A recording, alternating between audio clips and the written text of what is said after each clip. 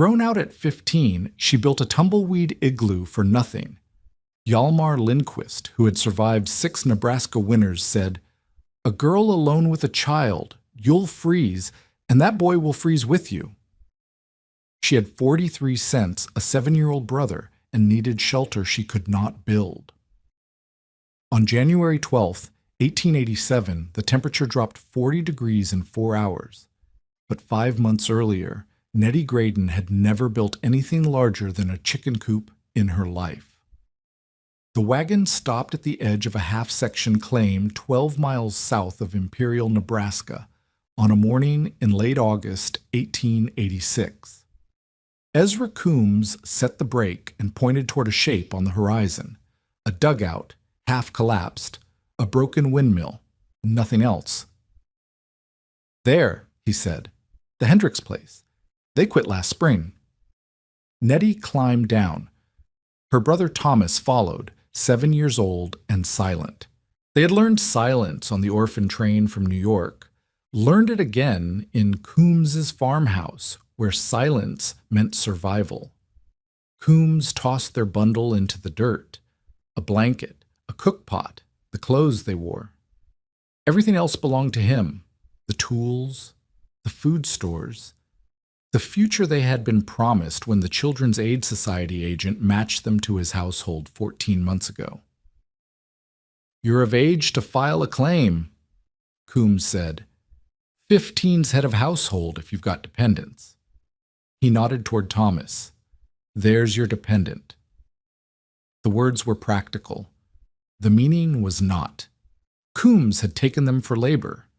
Nettie could cook, wash, mend, haul water, tend chickens, hoe corn. Thomas could gather chips, carry kindling, run errands. But Coombs's wife had died in June, and his attention had shifted. Nettie had seen that shift in other placements before.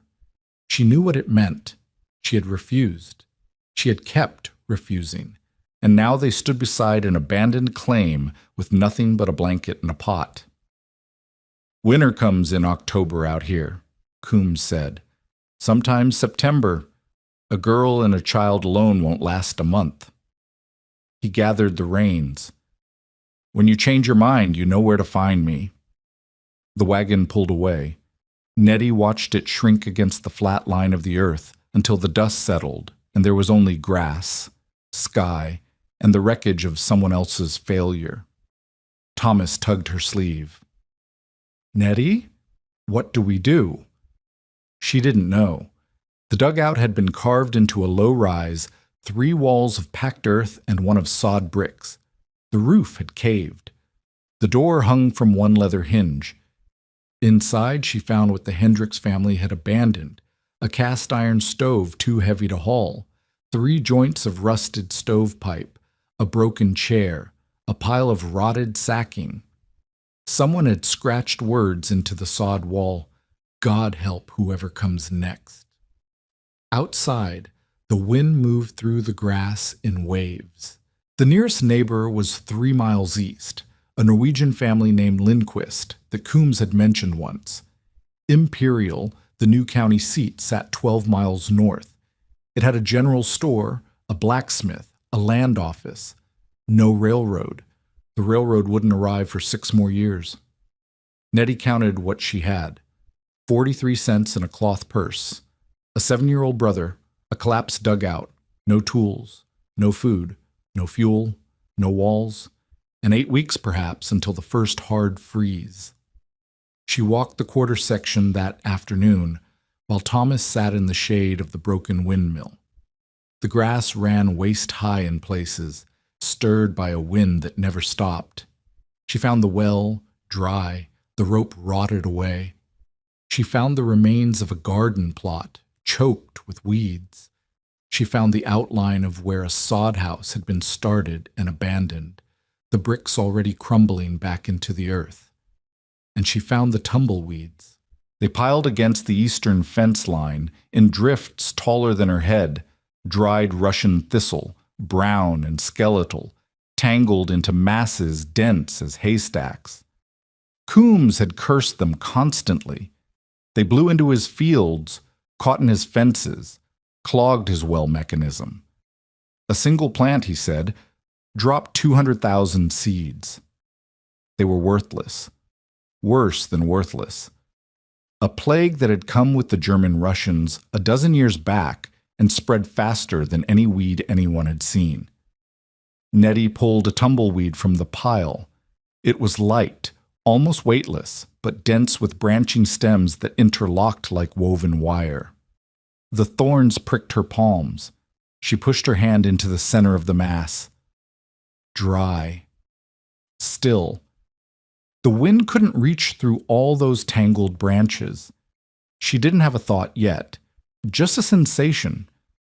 Something about the way the air stopped moving inside that thorny cage. 3 days later, Hjalmar Lindquist rode up to the dugout on a plow horse. He was 60 years old, barrel-chested, with a beard that reached his collar. He'd homesteaded in Nebraska since 1880, survived 6 winters, buried a son and a daughter-in-law to diphtheria. When he spoke, his accent still carried the cadence of Trondheim. He looked at the collapsed roof. He looked at the stove Nettie had dragged into the open. He looked at Thomas, who was stacking cow chips into a pyramid beside the windmill. "Coombs told me you were here," Lindquist said. "Said you'd be dead by November." "Coombs says a lot of things. He's not wrong about winter." Lindquist dismounted and walked the perimeter of the dugout. "You can't repair this. The sod's rotted through. You'd need to cut new bricks, 1,000 at least, each one 50 pounds. Hauling them alone would take you 3 weeks. You don't have 3 weeks." "I know." "Do you?" He faced her directly. "I've seen what happens to people who don't prepare. 1880 was the first bad winter. Snow came in October and didn't stop until May. We ate seed grain by February. The Andersons, 2 claims south of me, they burned their furniture, then their fencing, then their barn. Still froze. All 3 of them, stiff as fence posts with their cattle dead around them." He paused. "A woman alone can't cut enough timber, and there isn't timber to cut anyway. A girl alone, with a child." He shook his head. "You'll freeze, and that boy will freeze with you." Nettie felt the words land. They were true. She knew they were true. The numbers didn't work. A homesteader needed 3 to 5 cords of fuel for winter, and fuel on the treeless plains meant twisted hay, corn cobs, or buffalo chips, and the buffalo were gone. She had no hay, no corn, no cattle, nothing but the chips Thomas gathered and the wind that blew through the broken dugout walls. "Come work for me," Lindquist said. "I need help. My wife can't manage the house alone anymore. You'd have food, shelter, wages. The boy too. As servants. As household help." It was the same thing. Nettie had been household help since the orphan train dropped her in Nebraska. Household help meant sleeping in a lean-to, eating last, working first, depending entirely on the goodwill of people who owed her nothing. "I'll file a claim," she said. "This quarter section. The Hendricks abandoned it, so the title's clear. I'm 15 and head of household. The law allows it." "The law allows it. Winter doesn't." Lindquist mounted his horse. "You have 2 months, maybe less. When the cold comes, you'll have no walls, no fuel, no food stores. Coombs thinks you'll crawl back to him. I think you'll die out here trying to prove you won't." He looked at Thomas, then back at her. "That boy didn't choose this. Don't kill him for your pride." He rode east. Nettie watched until he disappeared into the grass. Thomas came to stand beside her. "Are we going to die?" "No." "How do you know?" She didn't, but she couldn't say that. So she said nothing, and they stood together in the wind while the sun moved west and the shadows grew long across the ruined dugout. The idea came 3 days later, in the hour before dawn. Nettie couldn't sleep. The August nights were warm. But she lay awake calculating, always calculating. 43 cents wouldn't buy a winter's worth of anything. She had no tools to cut sod, no team to haul it, no time to build the 1,000 brick walls that a proper soddy required. The dugout's earthen walls provided some shelter, but the collapsed roof exposed them to sky. When the rain came, they'd be soaked. When the snow came, they'd be buried. She thought about the Wichita grass houses she'd heard described, domed structures thatched with prairie grass, built by the tribes who had lived here before the settlers came. She'd seen a drawing in a book once at the schoolhouse in Coombs's township. Great beehive shapes covered in thick bundles of blue stem, waterproof and windproof. The article said they lasted for decades, but thatching required grass cut at the right season, dried properly, bundled and layered with skill she didn't have. It required poles, cedar or willow, driven into the ground and bent to form the frame, and it required time, weeks of careful labor. She didn't have weeks.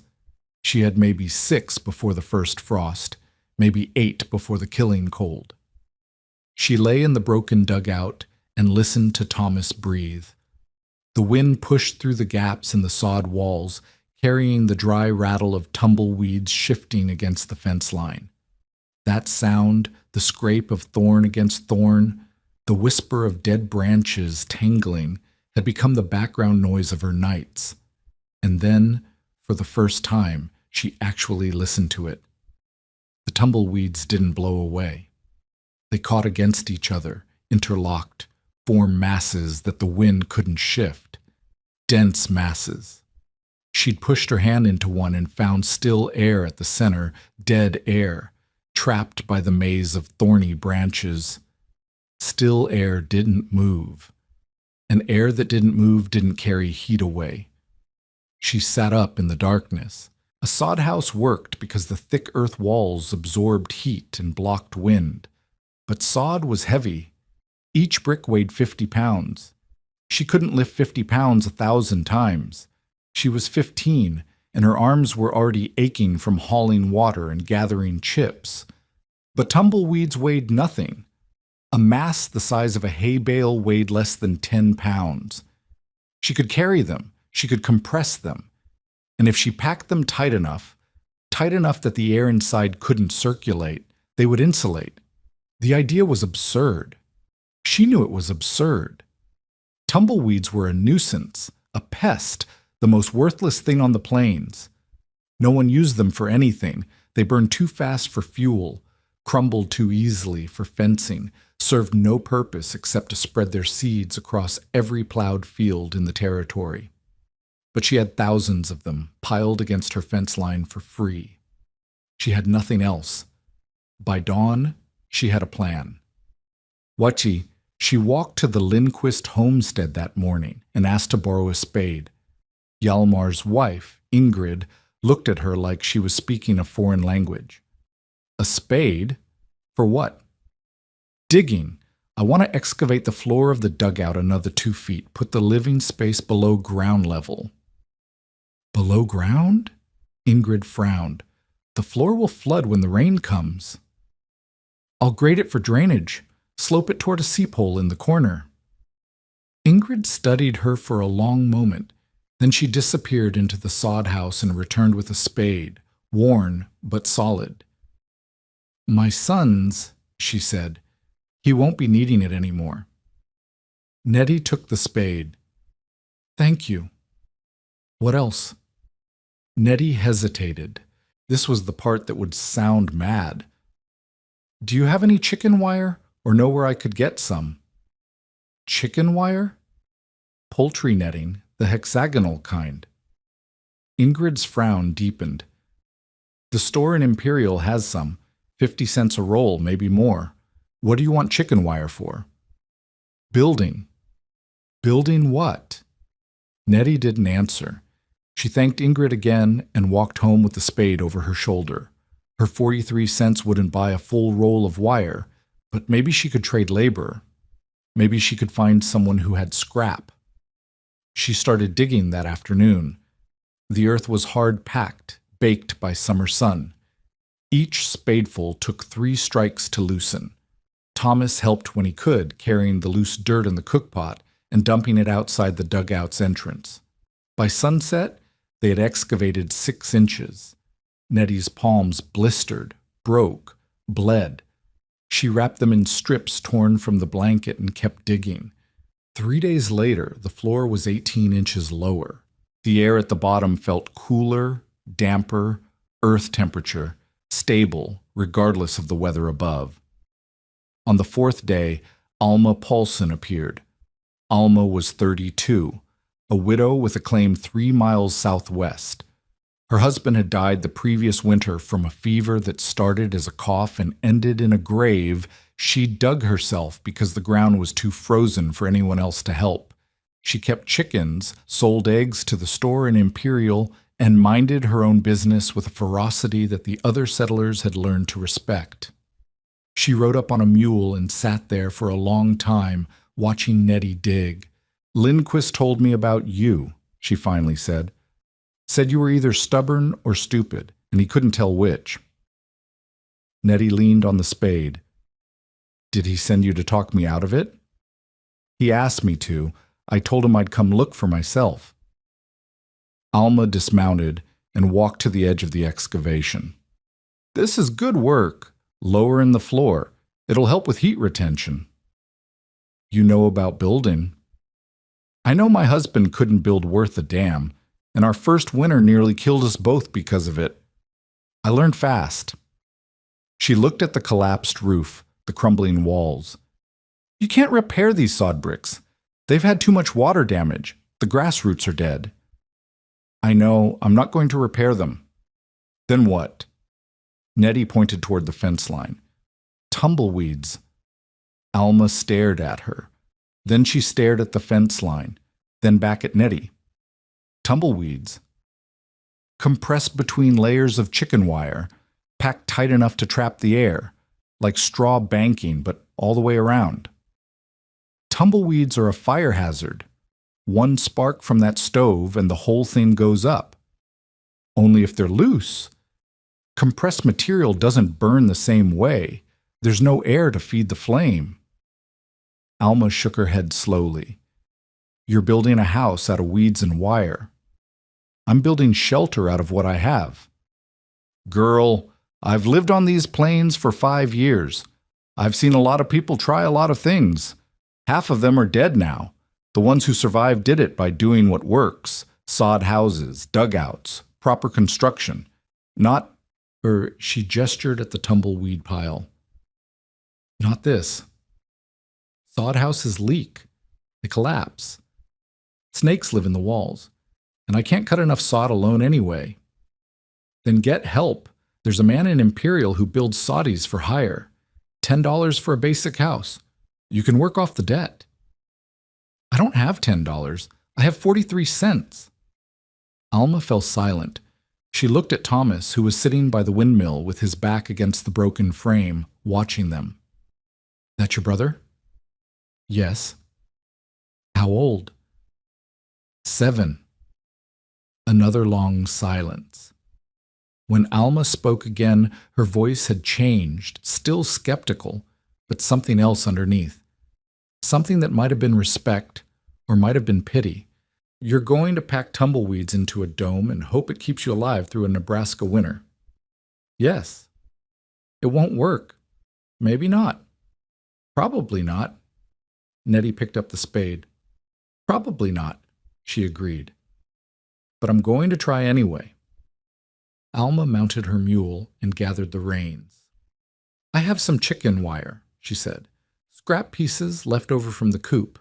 Not enough for whatever you're planning, but some. I'll bring it by tomorrow." "Why?" Alma looked at her for a long moment. "Because I remember what it felt like to have nothing and need everything. And because if you die out here, I don't want to be the one who could have helped and didn't." She turned the mule east. "But I still think you're going to freeze." September came, and with it, the first cool nights. Nettie worked from dawn until she couldn't see her hands in front of her face.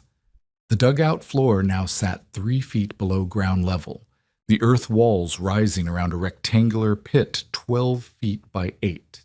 She had salvaged the sound portions of the old sod walls and stacked them into a low barrier around the pit's edge, not tall enough to form walls, but enough to anchor what came next. The chicken wire had cost her everything. Alma's scraps helped, but she needed more. 4 rolls to do it right, enough to create an inner and outer layer with space between for the tumbleweeds. She walked to Imperial and back, 12 miles each way, and offered to work for the general store owner in exchange for wire. He gave her 2 rolls in trade for a week's labor, sweeping, stocking shelves, hauling freight from the supply wagons that came up from the railroad terminus in Culbertson. While she worked in Imperial, Thomas stayed with the Lindquists. Ingrid fed him, though Hjalmar still shook his head every time Nettie came to collect her brother. "You're wasting time," Hjalmar said on the day she finished her labor and headed home with the wire rolls on her back. "Every day you spend on this foolishness is a day you're not preparing properly. You have no fuel stores. No food preserved. No? I have a plan for fuel." "What plan?" "Twisted hay. Cow chips. The same as everyone else. You have no hay. You have no cattle. I'll gather prairie grass. There's plenty of it. Gathering enough grass for a winter takes a full-grown man weeks.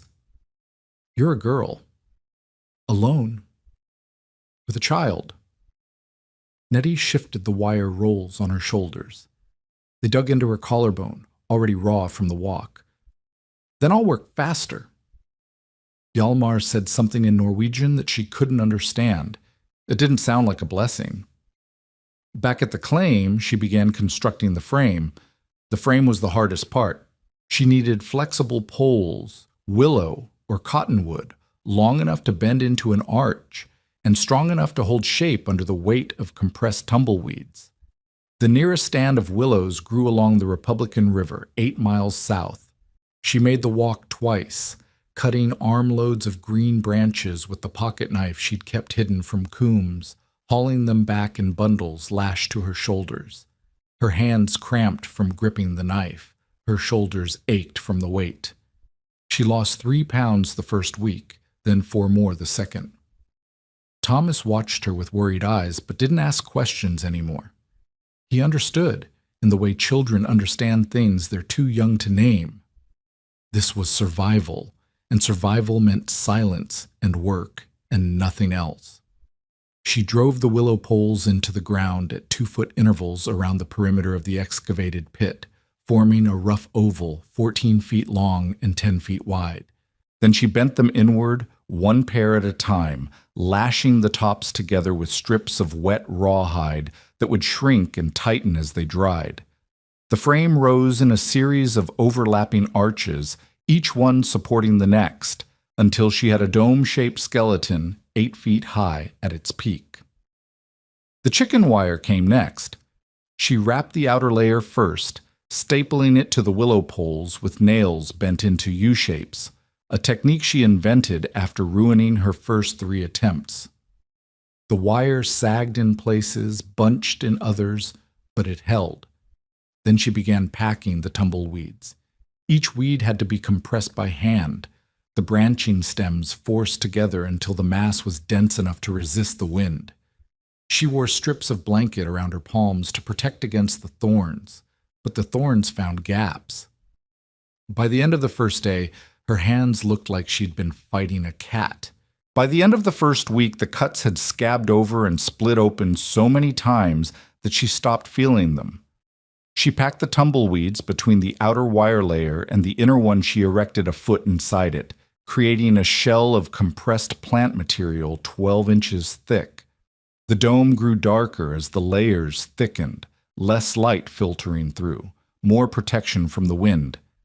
She sealed the gaps where the wire met the sod foundation with mud mixed from clay dug near the dry well. The mud dried and cracked. She applied more mud. It cracked again. On the 14th of September, Ezra Coombs came back. He rode up in the late afternoon with 2 other men, land speculators from Culbertson who had been buying up abandoned claims and flipping them to late-arriving settlers. Nettie recognized them from the general store in Imperial. They had a reputation for sharp dealing and shorter patience. Coombs dismounted and walked around the half-finished dome. He didn't touch anything. He just looked, his face unreadable. "Well," he said finally, "this is something. It's shelter. It's a pile of weeds." He gestured at the tumbleweeds packed into the wire frame. "You're building a house out of the worst pest on the plains. You know what happens when this catches fire? The whole thing goes up in 30 seconds. A single ember from your stove, a lightning strike, a knocked-over lantern." He snapped his fingers. "Gone. It won't catch fire. Everything catches fire. Not compressed material. The air can't circulate. Without air, there's no flame." Coombs laughed. The sound had no warmth in it. "You've been reading books. That's your problem. Books don't tell you what happens when the real cold comes, when it's 40 below and the wind is blowing 60 miles an hour and the snow is so thick you can't see your hand in front of your face. Books don't tell you what it sounds like when a child freezes to death." Thomas was inside the dome, arranging the bedding they had made from prairie grass stuffed into grain sacks. Nettie moved to block Coombs's line of sight. "What do you want?" Coombs nodded toward the speculators. "Mr. Gentry and Mr. Pike want to buy this quarter section. They'll give you $12 for your quitclaim. That's more than fair for land you haven't proved up." "I'm not selling." "You haven't filed yet. I checked at the land office. You're squatting on an abandoned claim. Anyone can file on it." "I'm filing next week." "With what money?" "The filing fee is $14. Nettie felt her stomach drop. She hadn't known about the fee. Coombs saw it in her face. $14, he repeated. "Which you don't have, and won't have, and can't earn in time because winter's coming and you're going to spend every hour between now and November trying not to die." He stepped closer. "Take the $12. Walk to Imperial. Buy a ticket on the freight wagon to Culbertson, then take the train somewhere warm. Start over somewhere that won't kill you." "And Thomas?" "The boy can come back to me. He's too young for the train alone anyway. I'll place him with another family. The Children's Aid has agents in Culbertson." "You'll sell him. That's what you do with orphan train children, trade them like livestock until someone pays enough." Coombs's expression hardened. "I'm offering you a way out. Take it." "No." "Then freeze." He remounted and gathered his reins. "When I file on this claim in January, I'll make sure they bury you proper. If there's anything left to bury." He rode away with the speculators. Nettie watched until they were gone, then sat down in the grass and put her head in her hands. $14. She had 31 cents left after buying nails in Imperial. 31 cents against $14. Against winter. Against Coombs. Against everyone who said she would fail. Thomas came out of the dome and sat beside her. He didn't say anything. He just leaned against her shoulder, small and warm and trusting. "Nettie?" he said after a while. "Yes?" "The dome is darker inside now. It feels warmer, too." She lifted her head. The sun was setting, painting the western sky in shades of red and gold.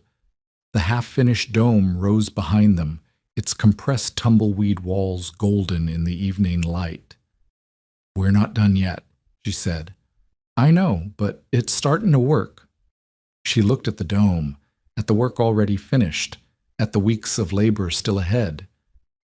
"Yes," she said, "it's starting to work." But starting wasn't finishing, and winter was coming fast. October arrived with frost on the ground and a bite in the wind. Nettie had worked without pause for 37 days. The dome was finished, walls complete, roof sealed with a thick layer of mud and prairie grass. A small opening on the eastern side fitted with a frame of willow poles that she could block with a blanket. The stove sat in the center, its pipe rising through a mud-lined hole in the apex of the dome. She had packed extra tumbleweeds around the base, creating a barrier 3 feet thick where the walls met the ground. Her body showed the cost. She had lost 11 pounds since August. Her hands were a map of scabs and calluses. Her shoulders ached constantly from hauling water, wire, mud, and tumbleweeds. At night, she dreamed of warm rooms and full plates, and woke to find Thomas curled against her, shivering in his sleep. But the dome stood, and inside, the air was still. Alma Paulson came to see it on the 3rd of October. She walked through the blanket-covered entrance and stood in the dim interior for a long time without speaking. "It's warm," she finally said. "Warmer than outside." "Much warmer." Alma pressed her hand against the compressed tumbleweed wall. "I didn't believe it would work. I told Lindquist you were going to build a fire trap. He agreed with me." "What do you think now?"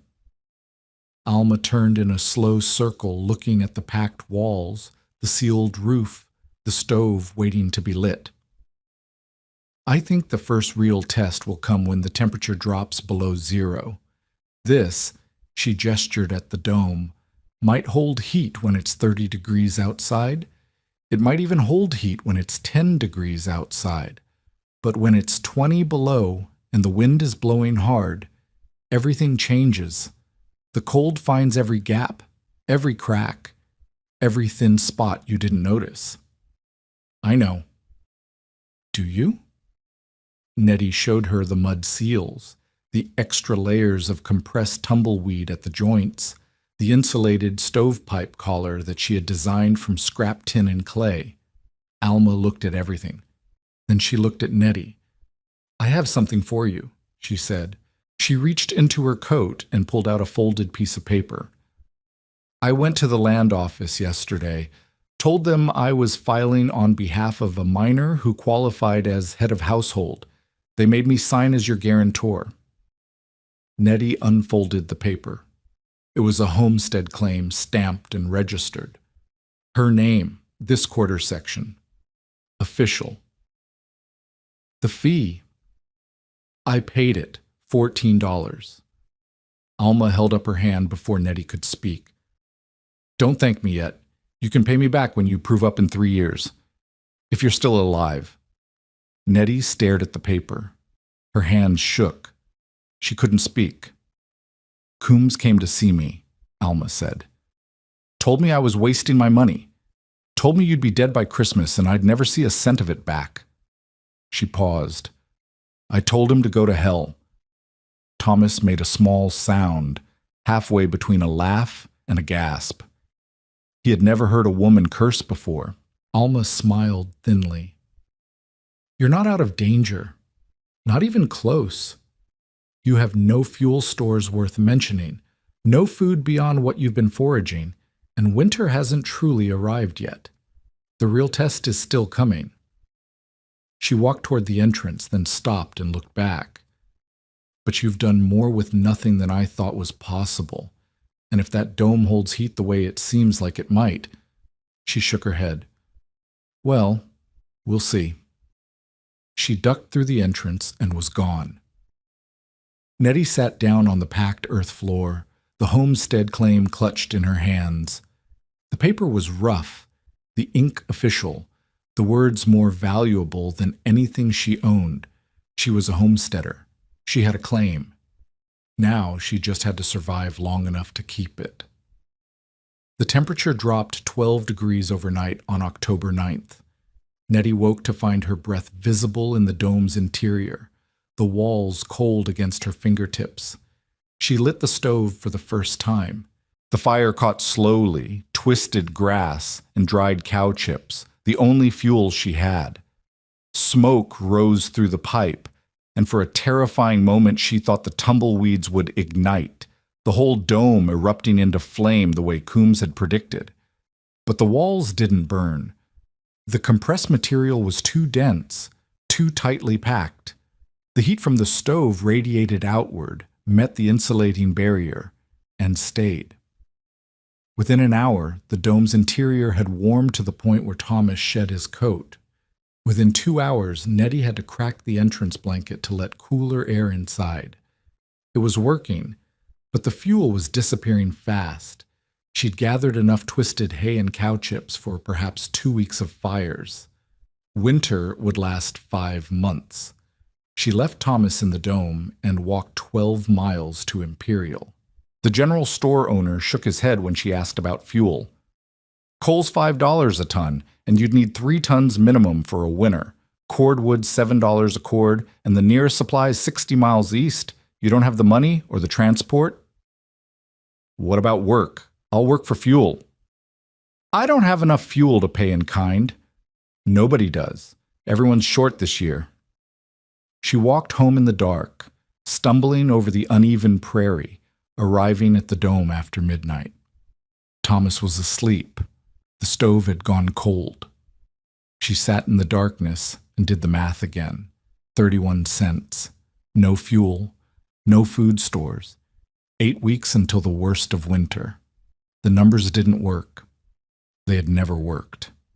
And now, with the temperature dropping and the first snows threatening, she was running out of time to change them.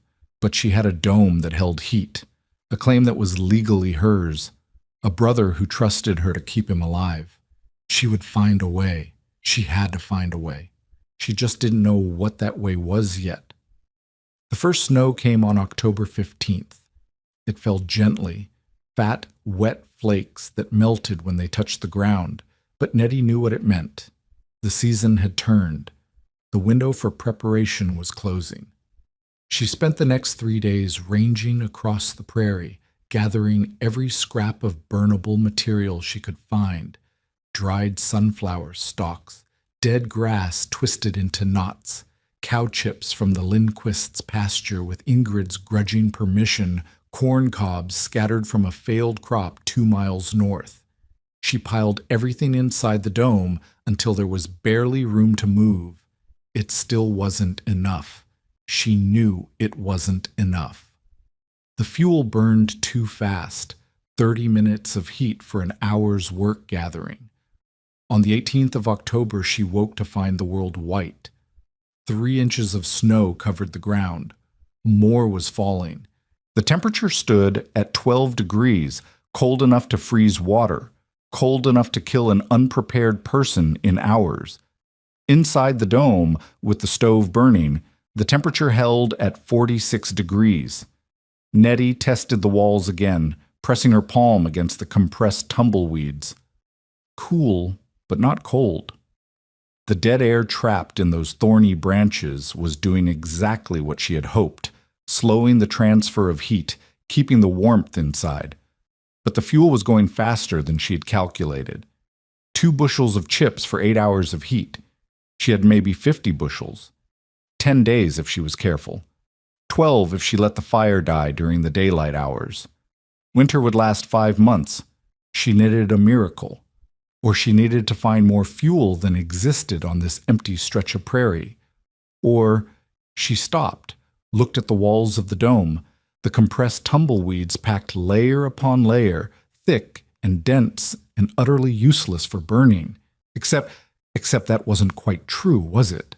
The tumbleweeds themselves couldn't burn safely. They were her walls, her insulation, the only thing standing between her family and the killing cold. But there were more tumbleweeds, thousands more, drifted against every fence line, every abandoned claim, every low spot in the terrain for miles around. And the dead air that made them useless for burning made them perfect for something else. Heat didn't need to come from fire. Heat could come from bodies, from breath, from activity, from the slow decay of organic material packed in an enclosed space. Farmers knew this. That was why root cellars stayed warm in winter and cool in summer. That was why haystacks didn't freeze solid. That was why a barn full of cattle stayed warmer than an empty barn, even without a fire. She couldn't burn the tumbleweeds. But maybe she didn't need to. What if she could use the dome's insulation to trap every scrap of heat she and Thomas generated? What if she could seal it so tightly that their own bodies warmed the space? The dome was small, less than 120 square feet of floor space. Two bodies, breathing and moving and sleeping, produced heat. A small fire for cooking only, not for constant heating. And the walls, those beautiful, useless, thorn-covered walls, would hold it all inside. She began sealing every gap she could find, every crack in the mud, every thin spot in the tumbleweed packing, every whisper of cold air that meant heat escaping. She stuffed dried grass into the spaces around the entrance. She banked more compressed tumbleweeds against the exterior, creating a wall of insulation 2 feet thick at the base. By sunset, the dome was darker than ever, sealed so tight that lighting a single candle made the air feel close. By midnight, with the stove cold and the entrance sealed, the interior temperature held at 38 degrees. Outside, it was 19. 38 degrees wouldn't feel warm, but it wouldn't kill them. And with the fire burning only for cooking, an hour in the morning, an hour at night, the fuel might last. She had bought herself time, not much, but some, and time was all she needed. Because winter hadn't truly arrived yet. The real test was still coming, and the real test was coming fast. November passed in a blur of cold and careful rationing. The dome held. That was the miracle Nettie hadn't dared to believe in. Day after day, night after night, the compressed tumbleweed walls kept the interior temperature stable. Outside, the thermometer at the Lindquist farm dropped to 8 degrees, then 4, then 12 below zero on the morning of November 22nd. Inside the dome, with the entrance sealed and two bodies breathing in the darkness, the temperature never fell below 31 degrees. It wasn't warm. Nettie and Thomas slept in all their clothes, huddled together under the blanket and the makeshift quilt she had sewn from grain sacks stuffed with prairie grass. Their breath fogged in the air. The water bucket grew a skin of ice overnight, but they didn't freeze. They didn't even come close. She lit the stove twice a day, an hour in the morning to cook breakfast and warm the space to 50 degrees, an hour in the evening to cook supper and heat water for washing. The fuel lasted longer than she had calculated. By the end of November, she still had 30 bushels of chips and hay remaining, enough for another month, maybe 6 weeks. The food was harder. She had foraged everything she could find before the snow covered the prairie. Dried rose hips, the last of the wild turnips, seeds from sunflowers, and lamb's quarters. She had traded 2 days' labor at the Lindquist farm for 10 pounds of cornmeal and 5 pounds of dried beans. She had walked to Imperial and bought salt, lard, and a small bag of flour with the 31 cents that remained after buying nails. It wasn't enough for a winter. She knew it wasn't enough. But rationed carefully a cup of cornmeal mush in the morning, a thin soup of beans, and whatever roots she could dig from under the snow in the evening. It might last until February. After that, she would figure something out. She had to believe she would figure something out. Hjalmar Lindquist came to check on them in early December. He stood inside the dome for a long time, saying nothing. The temperature outside was 6 degrees. Inside, with the stove cold and the entrance sealed, it was 34. Nettie watched him press his palm against the tumbleweed wall, the same way Alma had done 2 months before. "It's working," he finally said. "Yes." "I didn't think it would." "I know." He turned to face her. His expression had changed, not friendly exactly, but no longer dismissive. "The worst hasn't come yet. January and February are harder than November. The cold goes deeper. The storms last longer. The fuel runs out faster because you can't gather more." He paused. "But this, what you've built here, it might hold. Might? Might? The real test is still coming. He ducked through the entrance and paused outside, looking back. I have hay I can spare. Not much, a wagon load, maybe two. The cattle need most of it, but if you can haul it yourself, you can have what's left over. I'll haul it. Tomorrow, before the weather turns. She hauled it the next day, making 3 trips with a makeshift sled she built from salvaged boards and rope. The hay filled one corner of the dome, enough fuel for another month, maybe more. Her shoulders ached. Her hands bled through the rags she wrapped them in, but when she collapsed onto the bedding that night, she felt something she hadn't felt since August. Hope. December 23rd brought the first real blizzard. It came from the northwest, a wall of white that swallowed the horizon in minutes. Nettie saw it building that morning, a dark line on the edge of the sky, growing taller and closer with unnatural speed. By noon, the wind had risen to a howl. By 3 o'clock, she couldn't see the broken windmill 50 feet from the dome's entrance. She sealed everything. The entrance blanket weighted with stones, the gaps around the stovepipe stuffed with grass, the banked tumbleweeds piled higher against the exterior walls, creating a drift she hoped would insulate rather than bury them. The storm lasted 2 days. Inside the dome, the wind was a distant roar, present but muffled, the way a train sounds from a mile away. The walls flexed slightly under the pressure, the chicken wire creaking against the willow poles, but they held. Snow accumulated against the eastern face, adding another layer of insulation. The interior temperature dropped to 28 degrees on the first night, rose to 36 when she lit the stove the next morning, and stabilized at 32 when the fire died. On the second night, Thomas started coughing. It was a small cough at first, the kind that comes with dry air and cold rooms. Nettie gave him warm water with a spoonful of hoarded honey and told him to sleep. But by morning, the cough had deepened. By evening, his forehead was hot to the touch. Fever. On the plains in winter, fever killed. She kept the stove burning through the night, burning through the fuel faster than she had planned. She boiled water and made him breathe the steam. She wrapped him in every scrap of cloth she had and held him against her body, trying to share her warmth.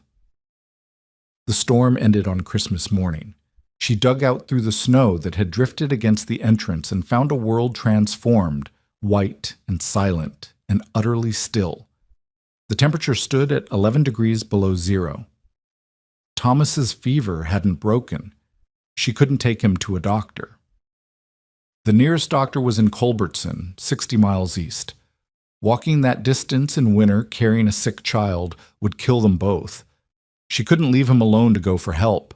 She couldn't do anything except what she was already doing, keeping him warm, keeping him hydrated, keeping the dome sealed against the cold that would kill him faster than any sickness.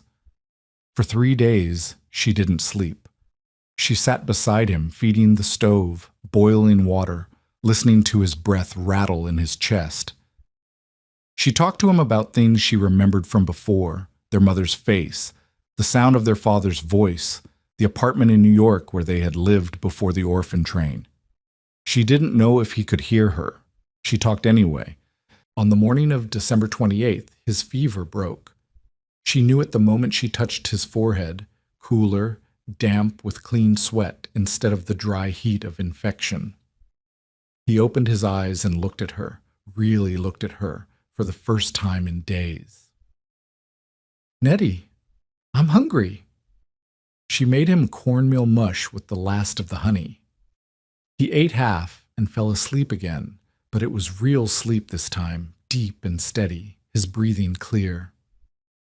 She sat beside the cold stove, too exhausted to cry, and counted what remained. 12 bushels of chips and hay, 3 pounds of cornmeal, a handful of dried beans. January hadn't even arrived, but Thomas was alive. The dome had held, and she was still here, Still fighting, still refusing to die the way everyone had predicted. The real test, she realized, wasn't the blizzard. The real test was everything after. January brought the cold that kills. The temperature dropped to 26 below zero on the 3rd of January, 1887. Nettie knew because Hjalmar Lindquist told her later. His thermometer froze at 20 below and wouldn't register anything colder. She felt it in the dome as a different quality of air, not just cold, but heavy, as if the atmosphere itself had thickened. The walls of compressed tumbleweeds contracted slightly, the frozen plant material shrinking in the grip of temperatures it had never been designed to withstand. Ice formed on the interior surface where her breath condensed against the outer layer. The mud seals cracked and needed constant repair, but the interior temperature held at 24 degrees, cold enough to see her breath, cold enough to keep the water bucket frozen, but not cold enough to kill. She burned fuel constantly now. The rationing had ended when Thomas got sick. She couldn't let the temperature drop below freezing while his body fought the infection. Her stores shrank from 12 bushels to 8, from 8 to 5, from 5 to 3. She started burning the bedding straw, then the grass stuffed into her makeshift quilts, then the frame of the broken chair she had salvaged from the original dugout. On January the 7th, she burned the last of the twisted hay. She had nothing left except the tumbleweeds, the walls themselves, the only things standing between her family and the killing cold. She couldn't burn those. If she burned the walls, they would die before the fire went out. She sealed the stove and didn't light it again. For 3 days, they survived on body heat alone. She and Thomas huddled together under every scrap of cloth they owned, breathing slowly to conserve warmth, moving only to drink water melted from snow packed into the cookpot and held against their bodies until it liquefied. The interior temperature dropped to 18 degrees. Frost formed on their blankets. Their water froze before they could drink it. On the evening of January 10th, Alma Paulson appeared at the entrance. She was hauling a sled loaded with hay, good hay, the kind farmers reserved for their best horses. Her face was raw from the cold, her hands wrapped in rags that had frozen stiff. "I came to see if you were dead," she said. "You're not. That's something." Nettie couldn't speak. Her lips were too cold to form words. Alma pushed past her and looked around the dome, at the empty stove, at the frost on the walls, at Thomas, barely visible under the pile of frozen cloth. "Jesus," she whispered. She lit the stove herself, feeding it with hay from her sled until the flames roared and heat began to spread through the dome. She boiled water and made Nettie drink it. She checked Thomas's pulse and breathing and pronounced him weak but alive. "You nearly died," she said. "Another day, maybe 2, and I would have found corpses." "I know." "Then why didn't you come to us? To the Lindquists? To anyone?" "I couldn't leave Thomas, and I couldn't carry him." Alma stared at her for a long moment. Then she laughed, a short, sharp sound that held no humor. "You stubborn, stupid, magnificent fool. You would rather freeze to death than ask for help." "I didn't want to be a burden." "A burden?" Alma's voice rose. "You're 15 years old. You built a house out of weeds. You kept yourself and a child alive through conditions that killed grown men with proper supplies. You're not a burden. You're—" She stopped, shook her head. "I don't know what you are, but you're not a burden." She stayed through the night, keeping the stove fed while Nettie slept for the first time in days. In the morning, she left more hay, 2 sled loads, enough for 3 weeks, and instructions to come to her farm if things got worse. "I mean it," she said. "If you run out again, you come to me. Don't sit here waiting to die. That's not strength, that's pride, and pride will kill you faster than the cold." Nettie nodded. She meant it. She would go if she had to. but she hoped she wouldn't have to. Yes, the real test came on January 12th. Nettie woke that morning to stillness. The wind that had been blowing steadily for weeks had stopped. The air outside the dome felt strange, heavy, and waiting, the way the sky felt before a summer thunderstorm.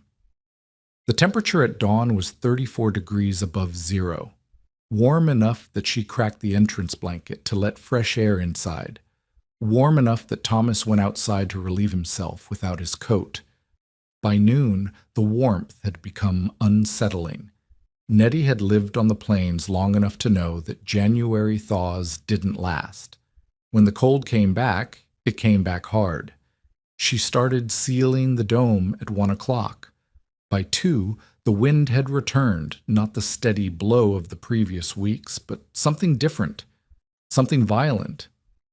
A wall of white appeared on the northwestern horizon, advancing faster than any storm she had seen. The temperature began to drop.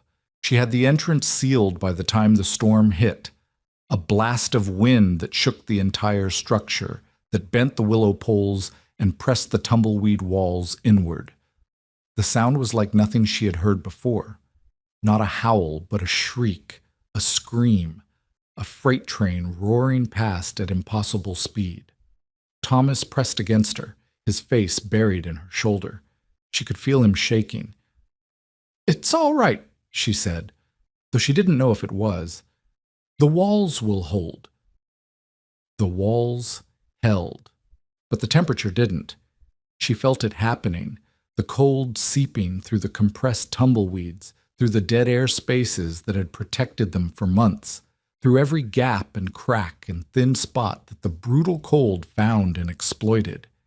The interior temperature dropped from 40 degrees to 35 in the first hour, from 35 to 28 in the second, from 28 to 22 by nightfall. She lit the stove and burned hay as fast as she dared. The fire helped, pushed the temperature back up to 30 degrees, held it there while the wind screamed outside and the world turned white and the cold pressed in from every direction. But the hay was going fast. 3 bushels, 2, 1.5. At midnight she heard someone at the entrance.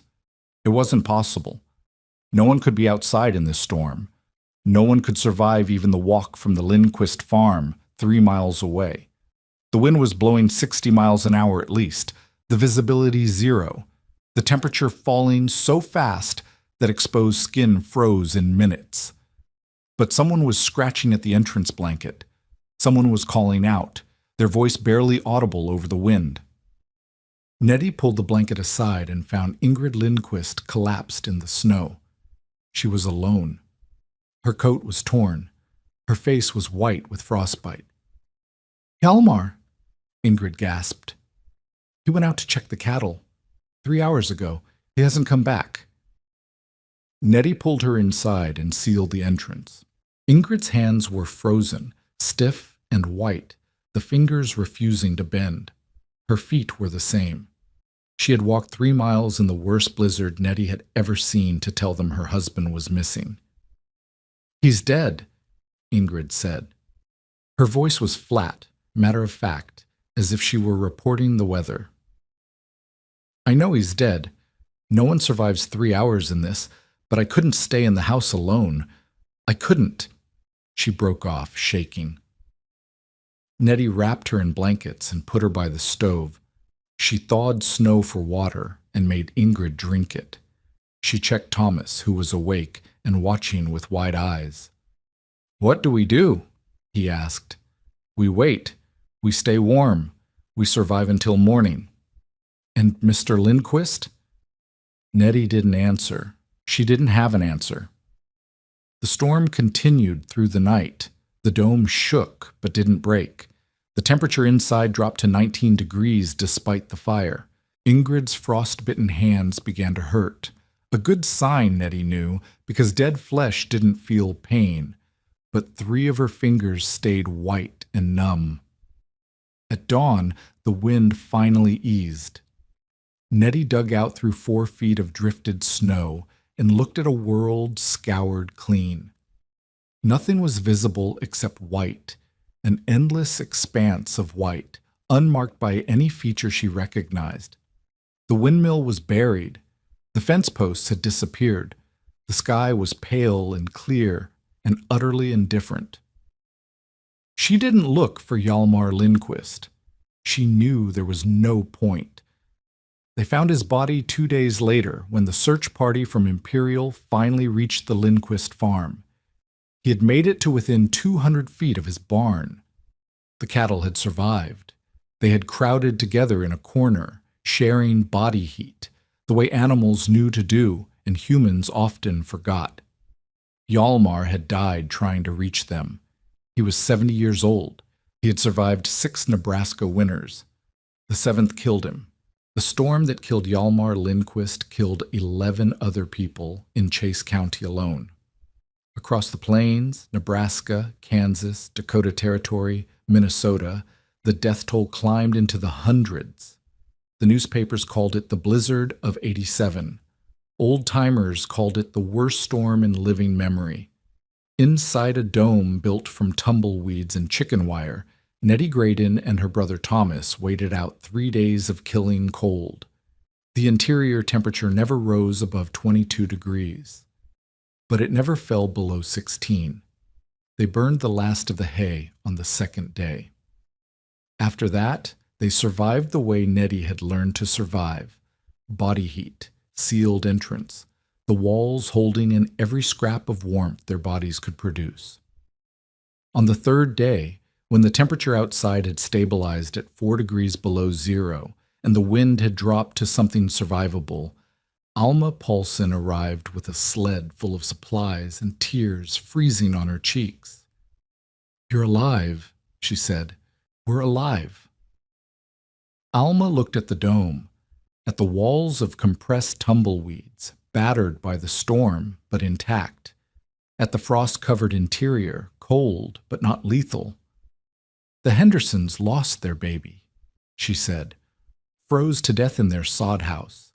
The roof collapsed under the snow, and they couldn't keep the heat in. The Mullers lost their grandmother.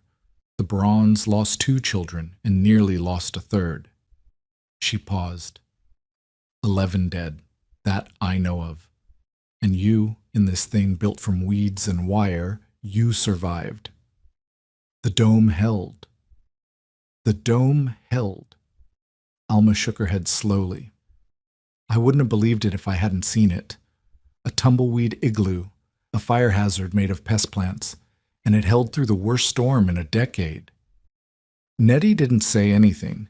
She was too tired to explain, too cold to feel vindicated.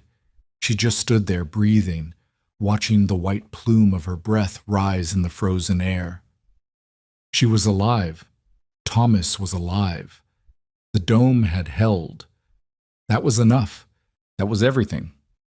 Word spread faster than the spring thaw. By February, 3 families had come to see the dome. By March, the number had reached 12.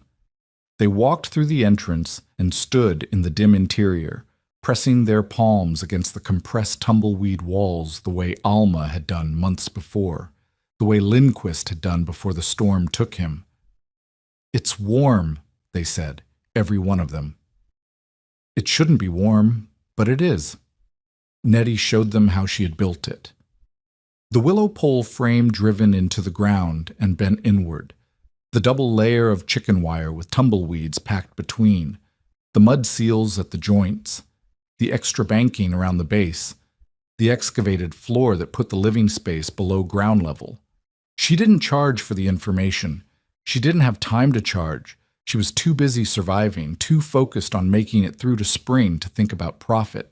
But she explained everything to anyone who asked, answered every question, drew diagrams in the dirt when words weren't enough. "It won't work for everyone," she said. "You need tumbleweeds, and lots of them. You need wire or something to hold them in place. You need to pack them tight, tighter than you think possible. And you need to seal every gap. The dead air does the work, but only if you keep it still." Some of them tried it.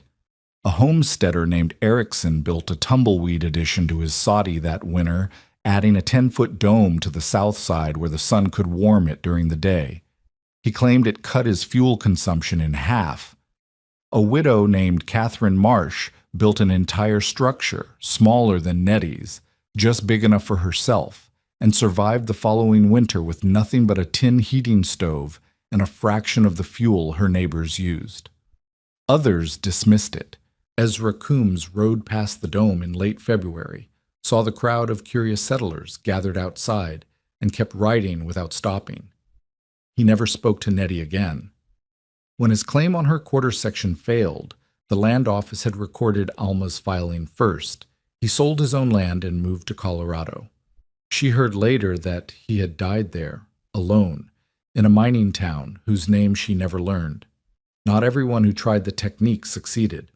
A farmer in Ford County built a tumbleweed dome without packing the walls tightly enough and watched it collapse under the weight of an early spring snowfall.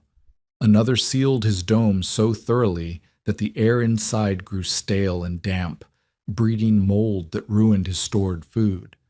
The method worked, but it required understanding, the same careful attention to detail that had kept Nettie alive through the worst winter of her life.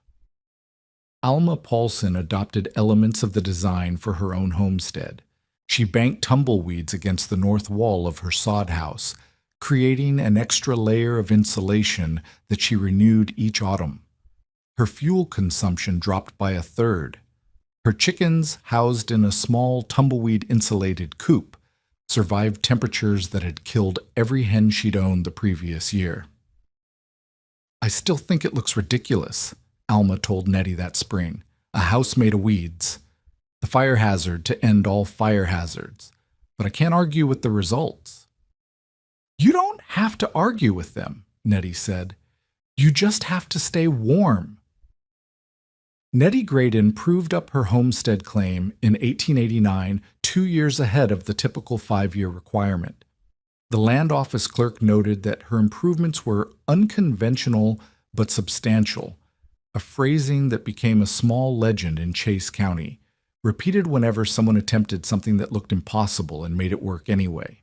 She married a carpenter named Willem Osgood in 1891, a quiet man who had come to Nebraska from Michigan and stayed because he liked the silence. They built a proper frame house on her quarter section in 1893, using lumber hauled from the rail depot in Imperial, real lumber, milled and straight, nothing like the bent willow poles of her first home. But she kept the dome standing behind the new house, used it for storage, and occasionally for visitors who wanted to see what had kept her alive. Thomas Graydon stayed on the homestead until he was 16, then traveled east to attend school in Omaha. He became a teacher himself, a quiet man like his brother-in-law, comfortable with children, patient with their questions. He never returned to Chase County to live, but he visited every summer until Nettie's death in 1932. She was 61 years old, still living on the quarter section where she had nearly frozen, still pointing to the collapsed remains of the tumbleweed dome and explaining to anyone who would listen how dead air trapped between thorny branches had kept 2 children alive when grown men with proper houses had died. She was buried in the Imperial Cemetery next to Willem, who had preceded her by 4 years. Her headstone read only her name and dates.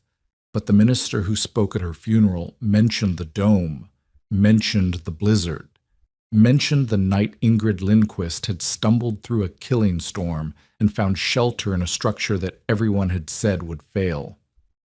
She built something from nothing, the minister said, and when nothing was all she had, that was enough. On January the 12th, 1887, the temperature in Chase County, Nebraska, dropped 40 degrees in 4 hours. The wind reached 60 miles an hour. 11 people died.